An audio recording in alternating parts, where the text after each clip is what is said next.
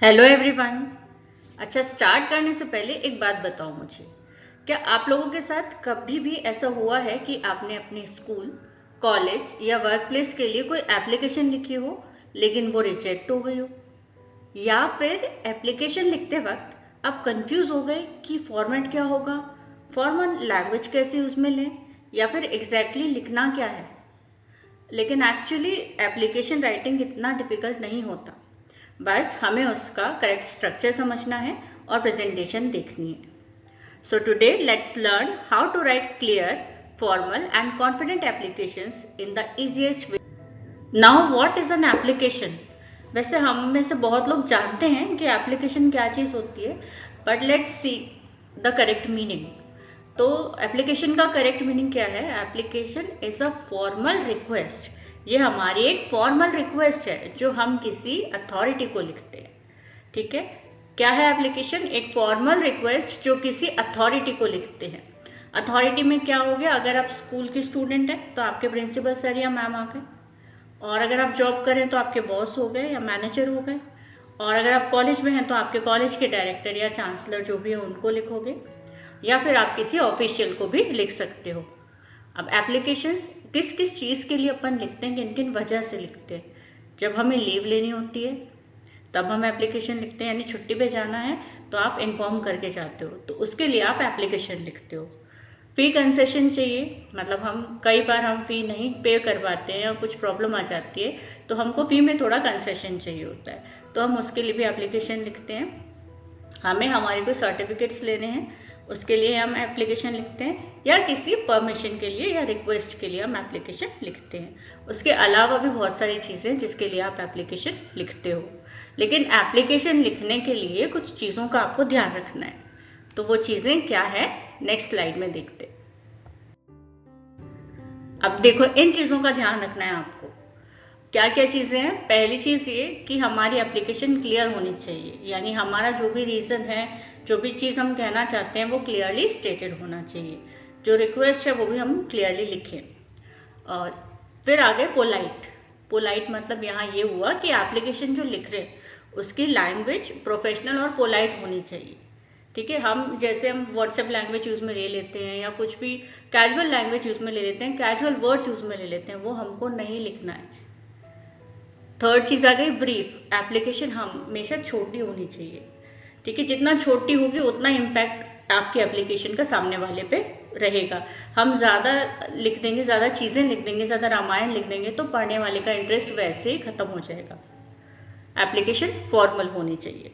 Formal होने का मतलब ये है कि एप्लीकेशन का एक फॉर्मेट होता है, तो आपको उस फॉर्मेट को फॉलो करके ही एप्लीकेशन को लिखना होता है। तो उसी से आपके डिसिप्लिन और जो रिस्पेक्ट है वो हमको दिखाई देता है।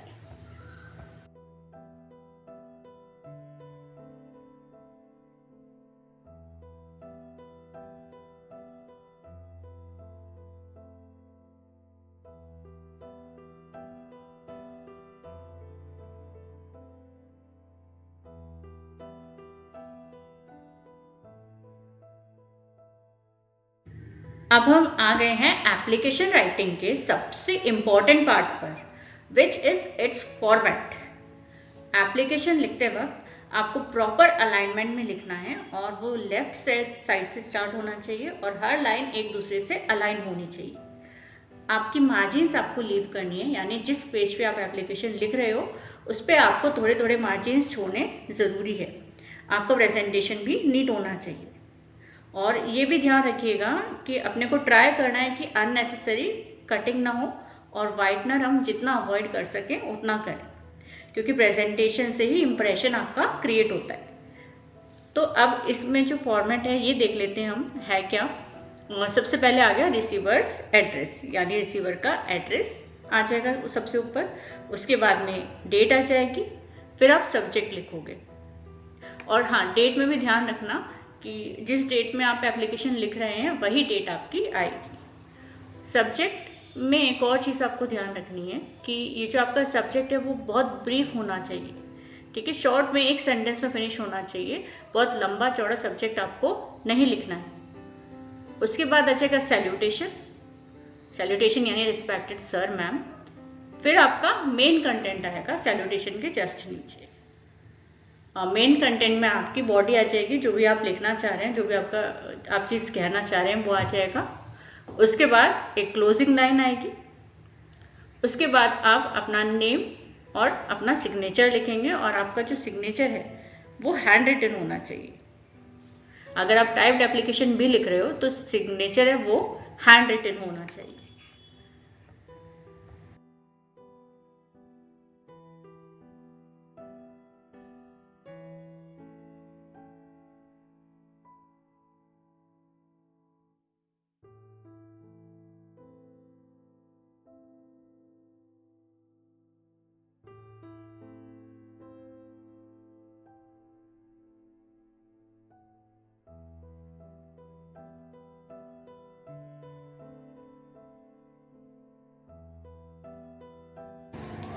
Now let's understand the golden rule of application writing, यानी एप्लीकेशन लिखने के कुछ गोल्डन रूल है, वो क्या है। सबसे पहली चीज तो ये ध्यान में रखना है कि आपकी एप्लीकेशन एकदम फॉर्मल होनी चाहिए, बहुत सिंपल होनी चाहिए और पर्पसफुल होनी चाहिए। यानी आपकी एप्लीकेशन है उसकी जो लैंग्वेज है वो बिल्कुल भी कैजुअल नहीं होनी चाहिए। उसके अलावा जो पर्पसफुल का मतलब ये होगा कि आपको टू द पॉइंट ही लिखना है, एक्स्ट्रा चीजें आपको इसमें नहीं लिखनी है। तो हम क्या क्या चीजें अवॉइड करेंगे इसमें, स्लैंग्स अवॉइड करेंगे। स्लैंग्स होती है कुछ चीजें, कुछ वर्ड्स होते हैं जो हम व्हाट्सएप में या नेट पे चैट करते वक्त कुछ वर्ड्स उसमें ले लेते हैं। जैसे हे लिखा हमने, प्लीज की जगह PLS लिख दिया, ब्रो लिख दिया। तो इस तरह के वर्ड्स आपको, या थैंक्स लिख दिया, इस तरह के वर्ड्स आपको यूज में नहीं लेना है। एक्स्ट्रा इमोशंस आपको आपके एप्लीकेशन में नहीं लिखने हैं। जो चीज़ है बस वही टू द पॉइंट लिखना है। अननेसेसरी डिटेल्स भी नहीं डालनी है कि कब जाना है, कब आना है, ये सब नहीं। सिर्फ आपका क्यों लीव चाहिए और किस दिन चाहिए, आपकी वो डेट होनी चाहिए। ठीक है। और अगर टाइम की रिक्वायरमेंट है तो टाइम, वरना टाइम की भी कोई रिक्वायरमेंट उसमें नहीं होती है। और उसके अलावा सिर्फ जो रेलेवेंट इन्फॉर्मेशन है जिससे आपको लीव मिल पाएगी, सिर्फ लीव ही नहीं, सॉरी, या जो भी आपकी रिक्वेस्ट है उससे रिलेटेड जो चीजें आपको वही लिखनी है, कुछ भी एक्स्ट्रा इसमें नहीं बताना है आपको।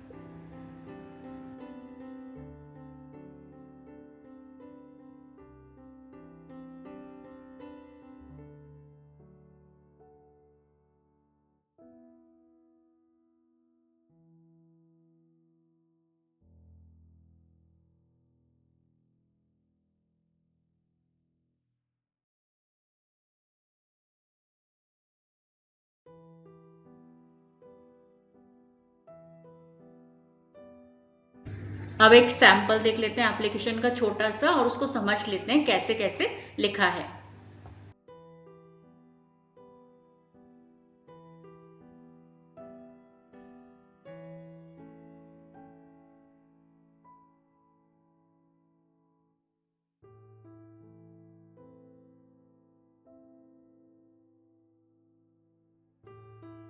सो यहाँ मैंने आप लोगों के लिए एक फॉर्मेट लिया है छोटा सा, short and sweet, sick leave के लिए, जो आप प्रिंसिपल को लिख रहे हो। ठीक है।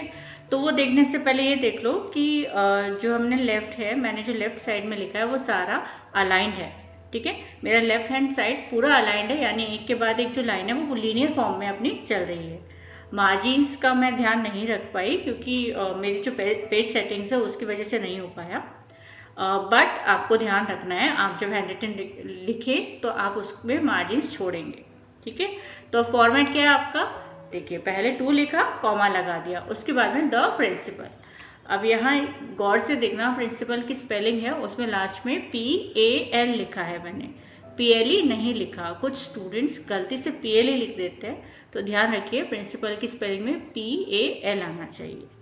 फिर कॉमा लगाने के बाद में हमने ABC पब्लिक स्कूल लिखा। आप कोई भी हाइपोथेटिकल नेम ले सकते हो, और अगर आप एग्जाम में लिख रहे हैं और आपके क्वेश्चन में गिवन है कि आपको ये स्कूल का नेम या खुद का नेम ये लिखना है, तो आप वही नेम लिखिए जो क्वेश्चन में गिवन है। उसके बाद में आपने सिटी लिख दिया, फुल स्टॉप लगा दिया। फिर आप एक लाइन लीव करेंगे, फिर आप डेट लिखेंगे। डेट वही होनी चाहिए जिस दिन आपने एप्लीकेशन लिखी है। ठीक है। और डेट लिखने के बाद में फिर एक लाइन लीव की, फिर आपने सब्जेक्ट लिखा। आपका सब्जेक्ट एकदम short and to the point होना चाहिए, मतलब देखते ही समझ में आ जाए कि जो आपकी एप्लीकेशन है वो किस लिए है, लीव लेने के लिए है, कंसेशन के लिए है, ट्रांसपोर्ट इशू के लिए है या किस लिए है। उसके बाद में आप एक लाइन और लीव करेंगे, फिर आप लिखेंगे सैल्यूटेशन यानी रिस्पेक्टेड सर या मैम। अगर आपके प्रिंसिपल मेल हैं तो आप सर लिखेंगे, और अगर प्रिंसिपल फीमेल हैं तो आप सिर्फ मैम लिखेंगे। फिर रिस्पेक्टेड मैम के जस्ट बाद में बिना लाइन लीव किए आपने अपनी बॉडी लिखी। ठीक है, बॉडी स्टार्ट की, I beg to say that I am suffering from fever and the doctor has advised me to take rest for 2 days। यानी आपने सिर्फ शॉर्ट में ये लिख दिया कि मुझे फीवर है और डॉक्टर ने 2 दिन के लिए रेस्ट करने को बोला है, और कुछ भी आपने अननेसेसरी चीज नहीं लिखनी है यहाँ पे। ठीक है, इसके बाद में आपने क्लोजिंग लाइन लिख ली। क्लोजिंग लाइन क्या लिखी है आपने, kindly grant me leave from 10th May to 11th May 2026। ये ध्यान रखना, जिन दिन की आपको छुट्टी चाहिए वो डेट आपकी मेंशन होनी जरूरी है। फिर I shall be thankful to you, उसके बाद एक लाइन लीव करोगे।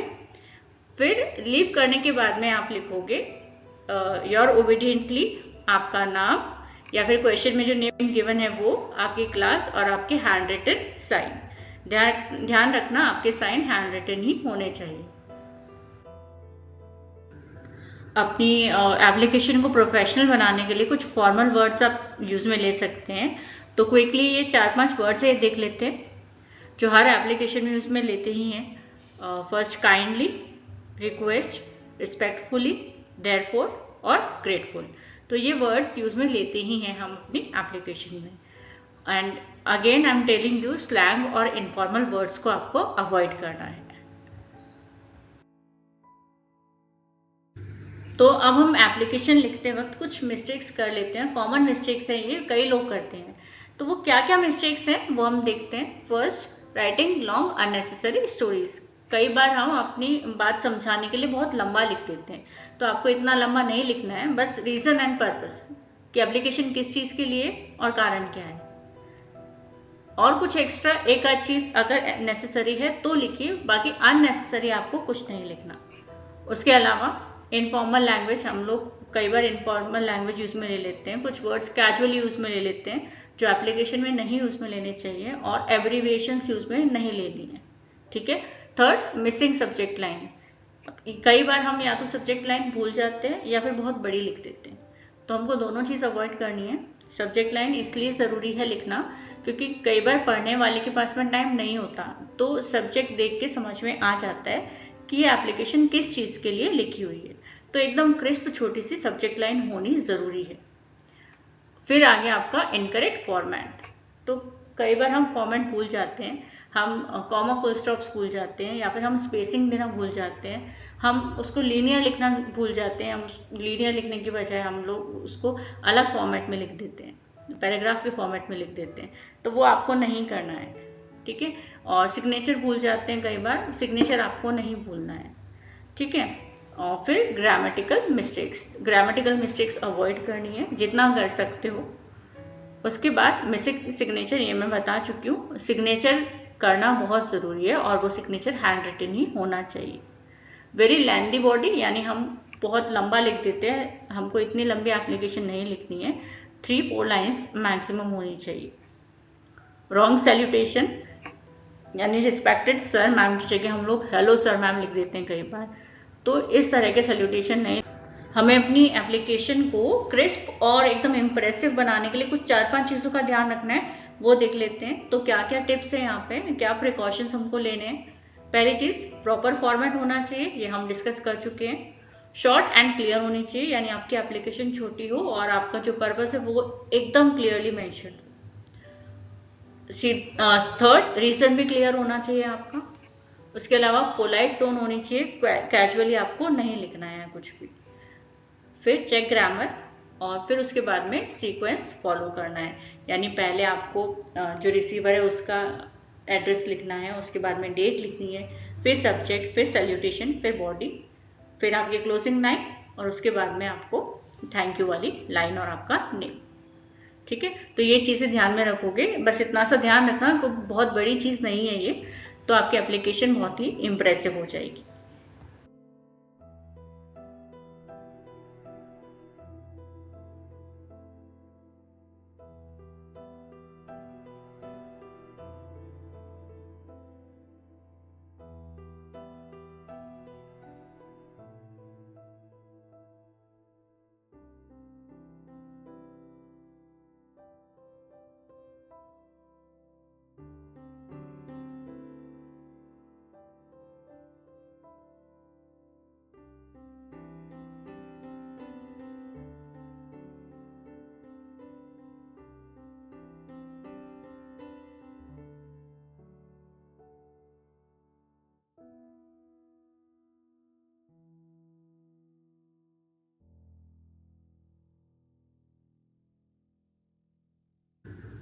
So let's do a short practice activity.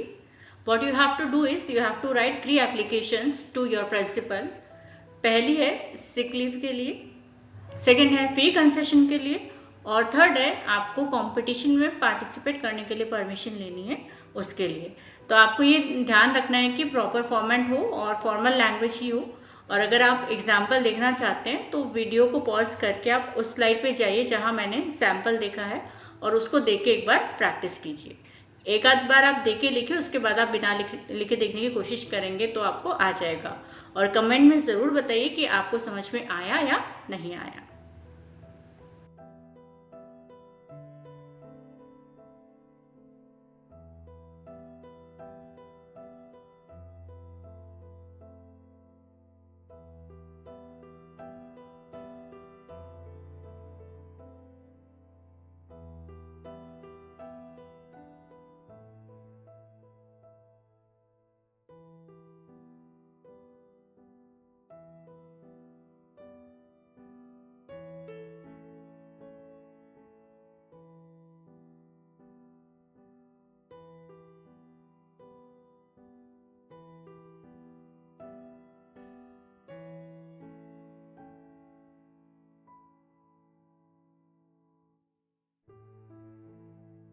So now here is a quick recap कि हमने क्या क्या कवर किया है इस वीडियो में। हमने सबसे पहले इसमें एप्लीकेशन का फॉर्मेट देखा, एक एग्जाम्पल देखा, फॉर्मल वर्ड समझे कि हमें कैसे यूज में लेने हैं, कुछ कॉमन मिस्टेक्स हमने अपनी देखी, फिर हमने प्रिकॉशंस और टिप्स क्या क्या हमको यूज में लेने हैं, एप्लीकेशन लिखते वक्त क्या ध्यान में रखना है वो देखा, और 3 प्रैक्टिस राइटिंग मैंने आपको दिए, तो वो कीजिए और मुझे कमेंट करके बताइए कि आपको एप्लीकेशन समझ में आई या नहीं आई।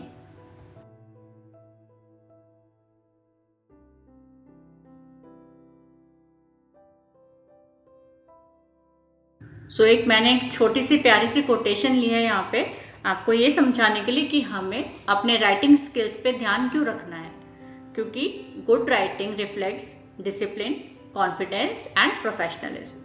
अगर हम अच्छे से लिखते हैं यानी सही प्रॉपर फॉर्मेट में लिखते हैं तो हम अपने आप को डिसिप्लिन शो करते हैं, हमें कॉन्फिडेंस भी आता है और हमारा प्रोफेशनलिज्म भी नजर आता है। तो keep learning and keep writing.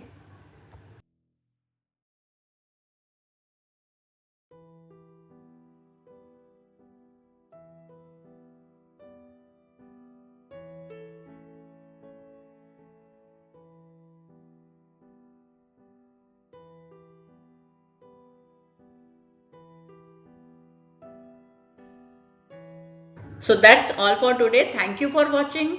Please like, comment, subscribe and share.